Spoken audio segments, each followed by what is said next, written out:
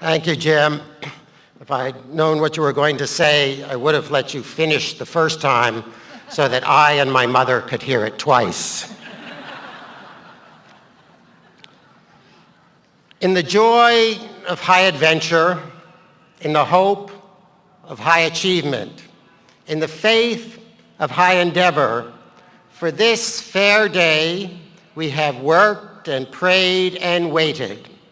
We have asked for strength, and with the strength a vision, and with the vision courage.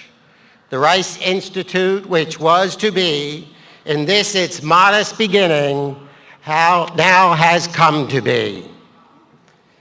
And with these words, President Edgar Odell Lovett, 100 years ago, welcomed the first class of 59 men and women and the 10 faculty members of the Rice Institute. Today, we gather to celebrate the realization of that hope, the rewarding of that faith and courage, and the continuation of that joy. We join today to reflect on a century of adventure and achievement, to honor our founders and forebears whose vision and hard work resulted in the extraordinary university that we know today, and to speak of our vision and our ambitions for the future. Our path was set by the confluence of three extraordinary men: a great man of commerce, a civic leader, and a visionary academic. William Marsh Rice was the quintessential businessman of his time, a man of commercial acumen and philanthropic spirit. In the year 1891, the William Marsh Rice Institute for the Advancement of Literature, Science, and Art was formally incorporated with its modest endowment.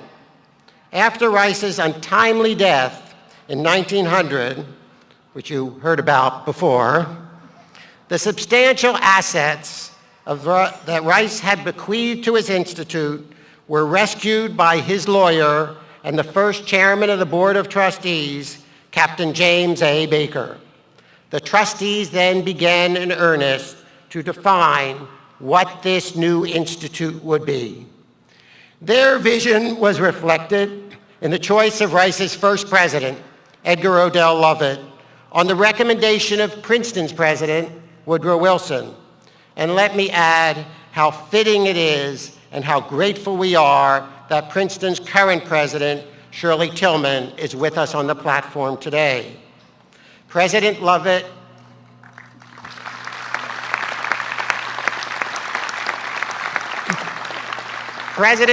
then traveled the world for more than 9 months, visiting the great universities, studying both programs and architecture.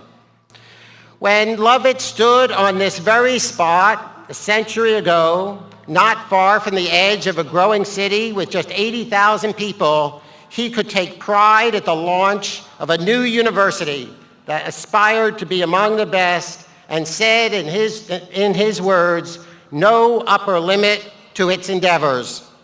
As William Ward Watkin, the architect who supervised the construction of the first building, stated at Lovett's retirement, "Out of the marsh and swamps of this campus, he built a university of beauty and fineness."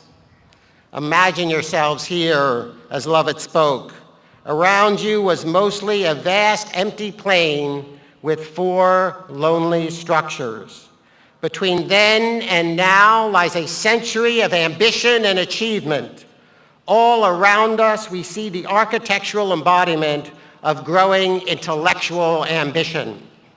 Imagine in your mind's eye that century of building our campus, first beginning where you sit now and moving outward then to a second quadrangle and a third quadrangle, and then beyond, and even jumping across University Boulevard to where the Bioscience Research Collaborative sits now. Eventually 80 buildings over the course of a century, creating a campus of architectural distinction and harmony. The architecture is now complemented by recent campus art, culminating in our Centennial Pavilion, the Terrell Sky Space, which symbolizes not only our continued commitment to the beauty that Lovett emphasized, but also our limitless aspirations. Truly, this is a campus that reflects our commitment to learning, to discovery, to beauty, to the nurturing of human potential, and to a university that was, from its foundation, envisioned as a gift to the city of Houston. President Lovett served for another 34 years after the opening, with more than half that time occurring during 2 world wars and a Great Depression. And still, the Rice Institute moved forward, expanding its community and growing its endeavor.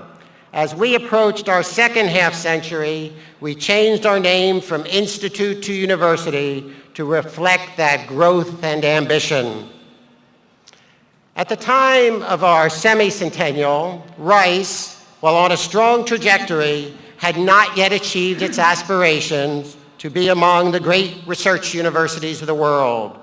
That was the challenge faced by President Kenneth Pitzer as he was inaugurated in our 50th year. As the new president put it, he aimed for an institution that resembled Stanford without a medical school to a Westerner and Princeton with girls to an Easterner. President Pitzer led Rice into 5 decades of advancement as a research university. We realized that not charging tuition was not about a commitment to price, but a commitment to an ideal of opportunity that we should be open to all, regardless of their financial means. That steadfast commitment continues to lie at the core of who we are. And we also sued to remove a stain of racial exclusion that was both fundamentally unfair and deeply inconsistent with the commitment to serve the people of Houston, of Texas, and the nation.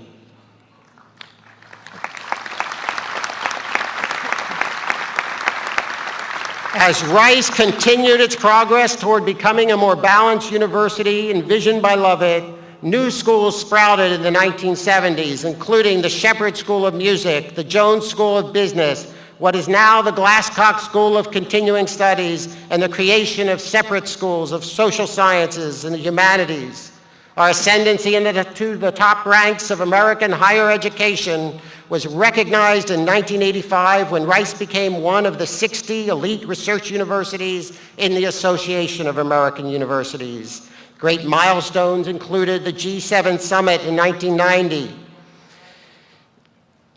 the establishment of the Baker Institute in 1993, and the awarding of Nobel Prizes to Professors Curl and Smalley in 1996 for the discovery of the buckyball, which opened up new possibilities in materials and medicine. And as you have heard already, in 2003, the Rice Owls emerged as the national champions in the College World Series. I said that because it always gets an applause.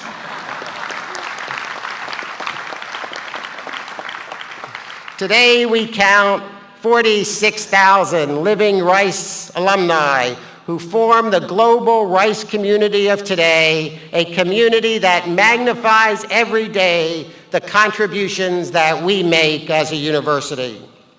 Throughout our first century, we have become an ever greater university, driven to provide opportunity for our students and knowledge for our world.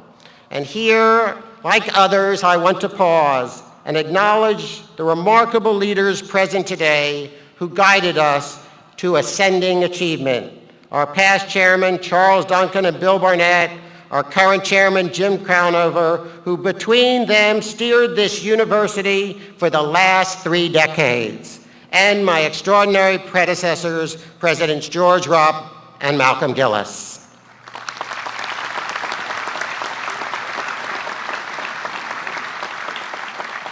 When we look around the Rice of today, it is very different, of course, from that of 100 years ago, or 50 years ago, or even 10 years ago.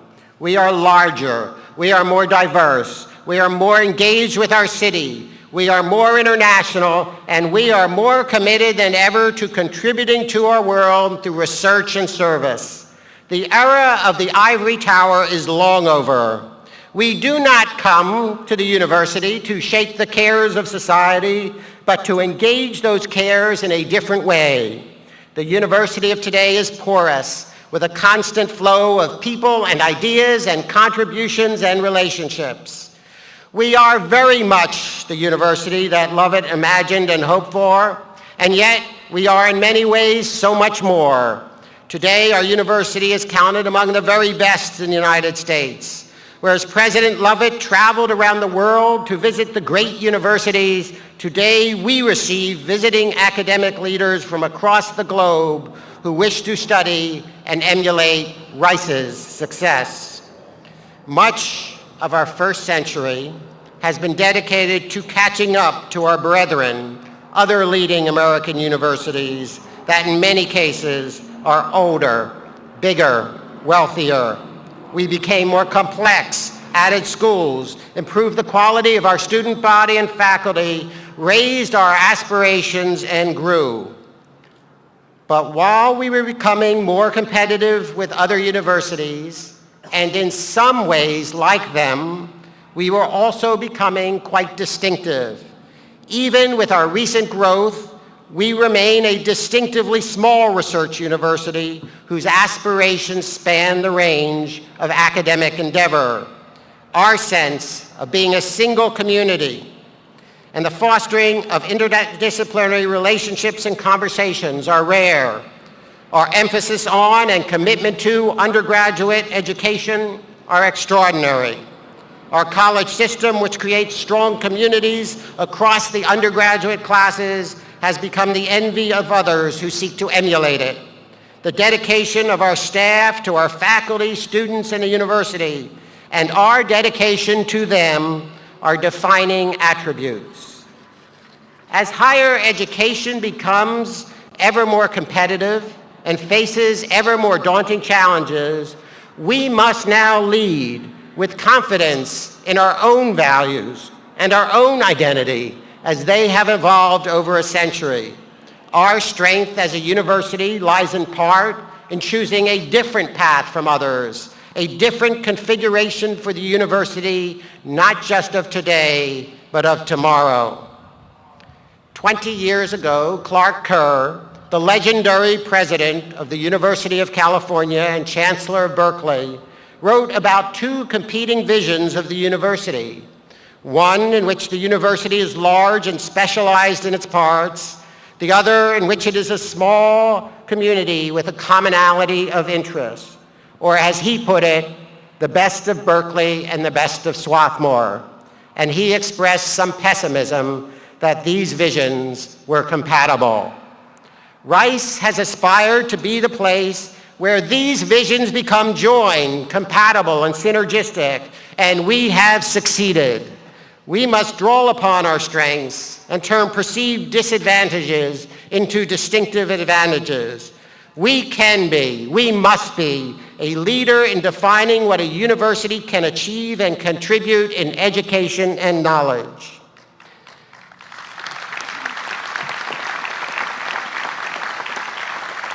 "50 years ago, President Pitzer undertook a substantial expansion of the university. We have now completed the first major expansion of our student body since then. Our 30% growth has been by every measure a success. We have remained true to our commitment to make our education affordable and have attracted an extraordinary and diverse population along every dimension as our applications have doubled. We do not, however, intend to grow our undergraduate student body more in the coming decade because we choose to remain a distinctively small university.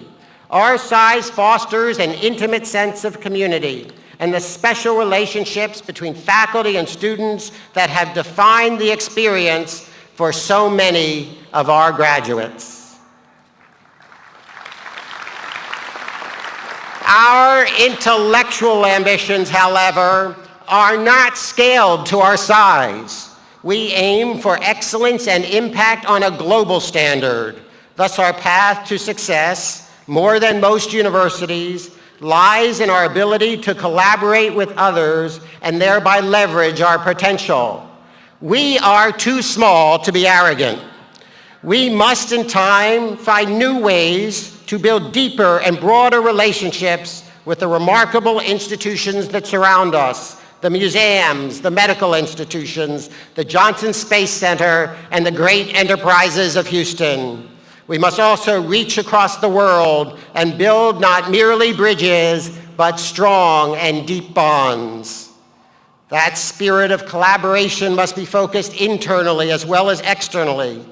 Our success in areas like nanotechnology is built not upon the endeavors of a single department, but upon the support, engagement, and connection across a large swath of the university. We must infuse this collaborative spirit deep into our processes and personality if we are to continue our success. Ossified structures that impede our collaboration must be adapted or swept away, and we must be innovative in developing these new relationships. Our size is an advantage when it allows us to be both collaborative in spirit and nimble in action. In the arts, biomedicine, neuroscience, and other endeavors, we have extraordinary potential, but only if we seize the opportunities that exist through deeper engagement. I believe our university's personality reflects not only our history, but also our location. We have renewed our sense of commitment and connection to our home city of Houston, both as students experience it and our researchers contribute to it. Even a century ago, President Lovett realized that Houston partakes of both the warm hospitality of the South and the dynamic and adventurous spirit of the West. Houston is an entrepreneurial city, and we are an entrepreneurial university. That spirit, which has some of its origins in our early strength in engineering, now finds place in every corner of our university. The entrepreneurial imperative incorporates the desire to lead, to create, to innovate, and to build.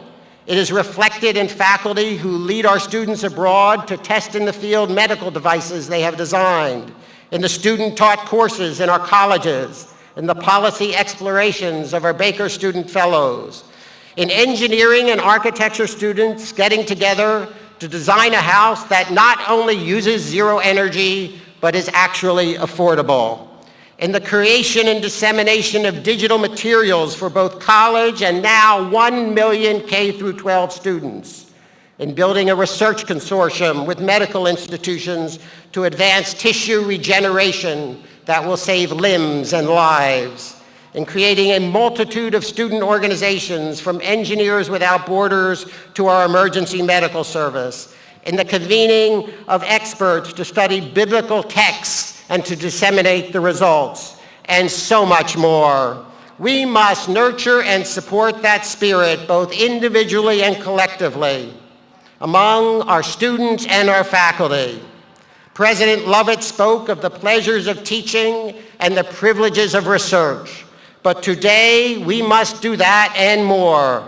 An entrepreneurial university empowers our students and embarks them on a life of difference and impact regardless of their chosen disciplines and professions. I want for a moment to speak more broadly about the role of the university and how it ought to define our mission at Rice and our path forward.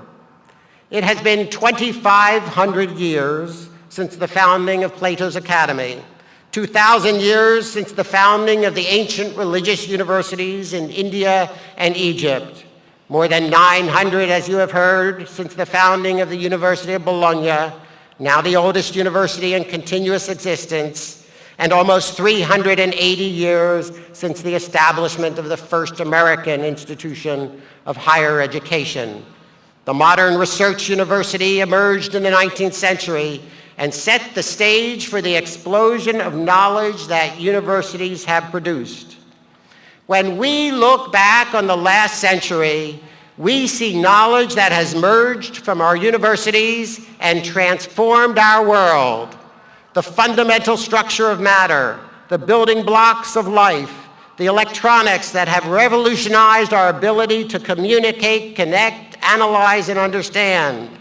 The early embers of the great ideas of our age, such as universal rights, were fanned in the great universities.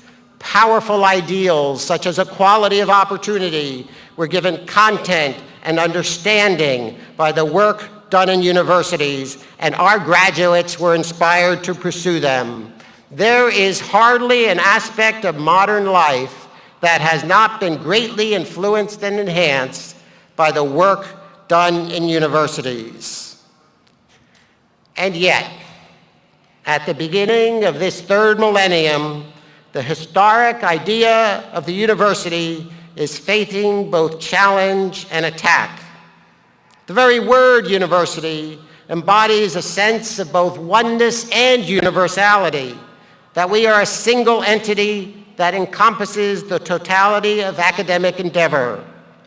As resources are constrained, there are calls to focus our endeavors, to limit ourselves to what we already do well.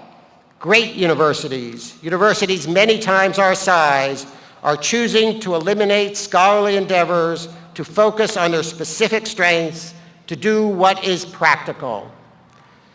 There is no doubt that we, like they, must focus and be strategic, but I believe that we must do so in a different way. We must seize upon those truly important endeavors that require us to bring together participants from across our campus to work together, to understand our world more deeply, and to help solve its problems of today and in the future. Our strength lies significantly in our ability to draw upon and integrate different disciplines and perspectives as we seek to contribute in pursuance of our mission to the betterment of our world. We know that technology alone does not solve problems, but rather science and technology complemented by a comprehensive understanding of how to achieve innovation and change in the context of human culture and institutions. President Lovett spoke of the faith he asked of those assembled at the first matriculation. He said, "They must believe in the value of human reason. They must be enthusiastic for their fellow men.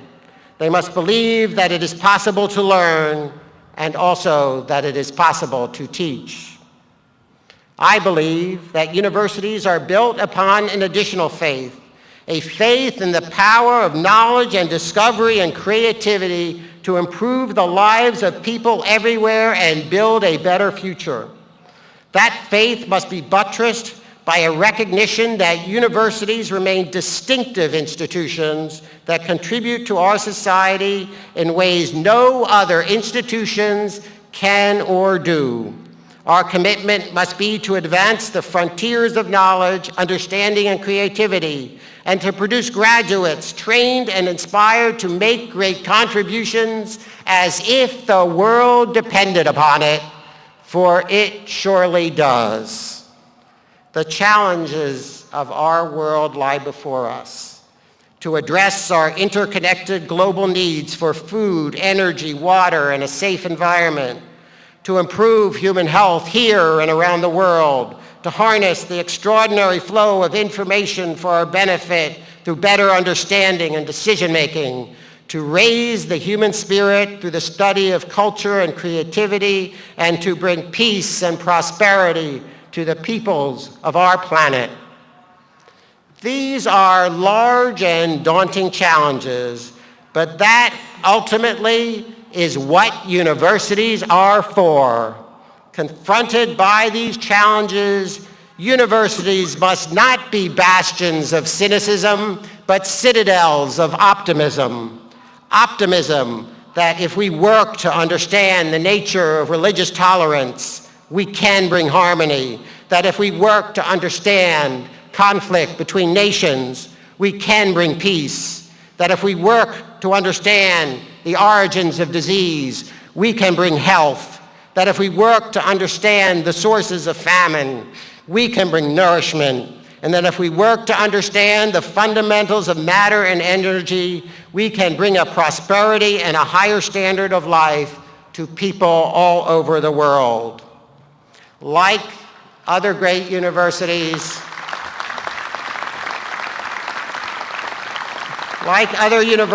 Rice must be cosmopolitan and international in their truest sense. We embrace a community of faculty, staff, and students who come from all over the world. While committed to a strong, supportive, and deep relationship with our great city, our ambitions to learn and contribute reach beyond the borders of our state and our country. Our commitment is to all humanity, and we seek the advancement of knowledge for their benefit. And yet, at the same time, we are a distinctively American university, steeped in American ideals. Ideals of human equality and potential, of political rights and participation, of free inquiry and free expression, of religious freedom and tolerance, of diversity and inclusion, of creativity and innovation, and of the possibilities of hard work and economic opportunity. These ideals are reflected deeply, not merely in the values we convey, but in how we choose to carry out our mission.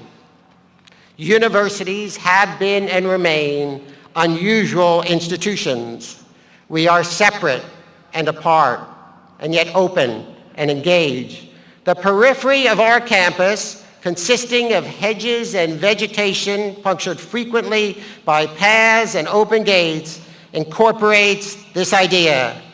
It is an avowedly porous border and not a barrier that both separates us from the surrounding city and yet welcomes those who wish to enjoy our contemplative spaces and intellectual engagements, as it also beckons the Rice community to engage with and contribute to our city. In our rapidly changing world, and recognizing that the knowledge we generate can sometimes be quickly developed for the benefit of others, universities must change some of their ways and be prepared to act with urgency. That is not something we are traditionally known for. Indeed, it is fair to say that we are known for our slowness. But universities at their best are both fast and slow. That slowness, that willingness to put reflection and analysis and deep understanding above achieving quick conclusions or results is an essential part of our ability to contribute in ways that are different and important. Our defining commitment to fundamental research that over the centuries has proven its worth, depends on patience and on that faith that the expansion of understanding leads to unforeseen benefits to mankind. We take, for example, immense pride in the role that Rice played in putting men into space. But the voyage to the moon did not begin with a historic speech in Rice Stadium. It started with Copernicus and Kepler and Galileo and Newton.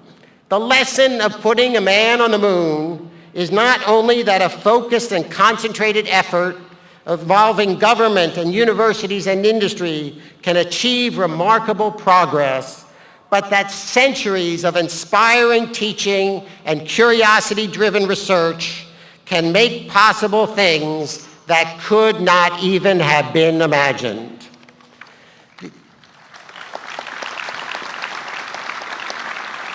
These dichotomies challenge us to be separate and apart, yet open and engaged, to be fast and yet also to be slow, to embrace an unthrottled cosmopolitanism and still be distinctively American. And yet these are the attributes that make the modern university a vital and irreplaceable contributor to human society.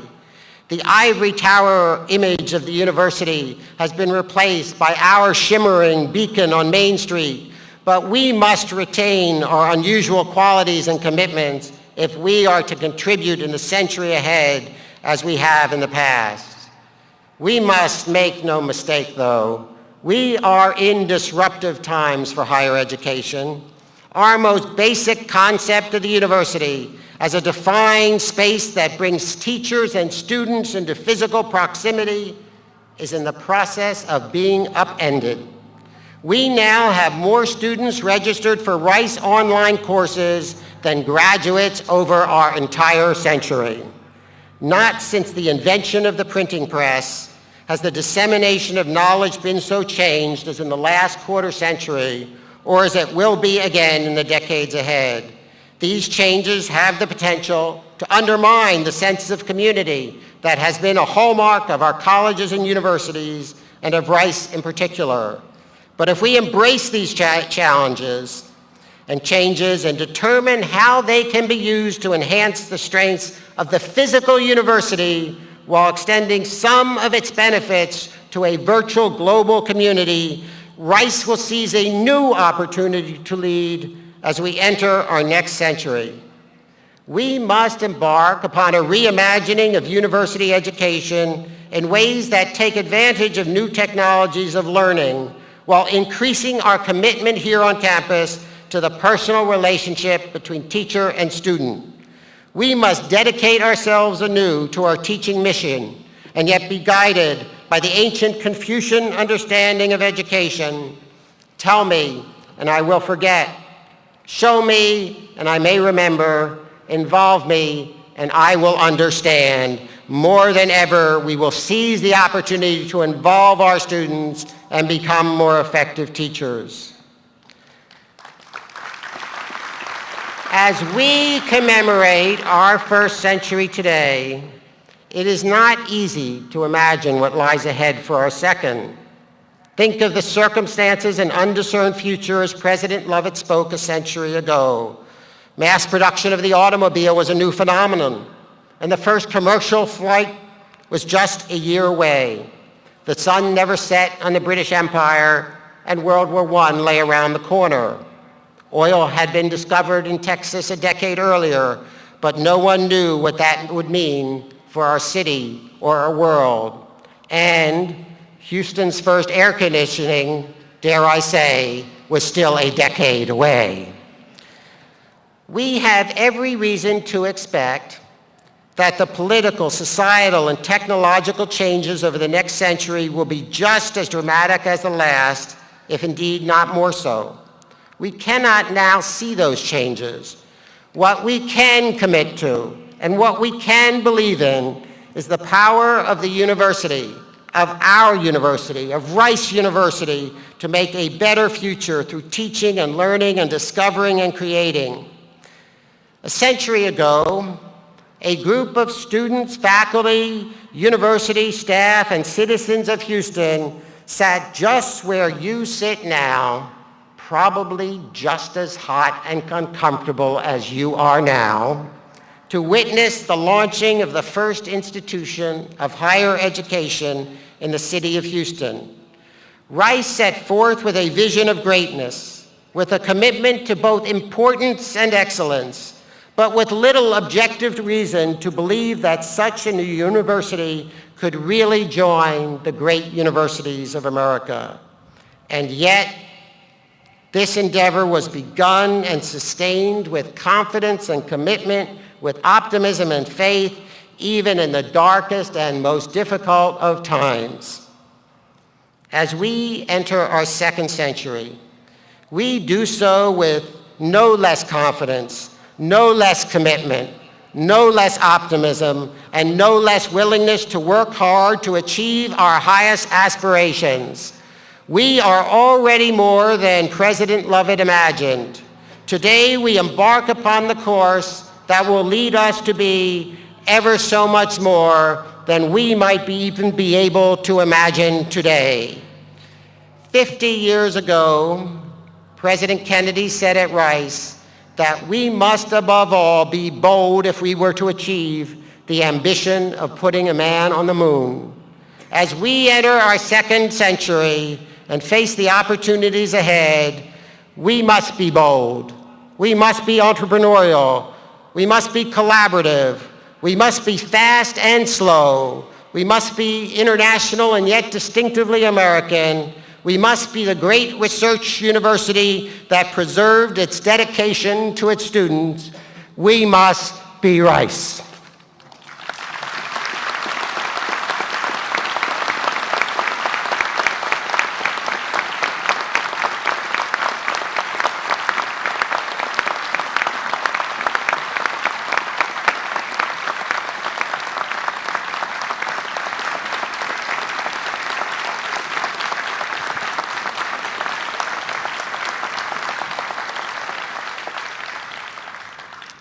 I thank you, and my mother thanks you. Would you now please stand and join in the singing of For Rice's Honor, the words of which are printed in your program.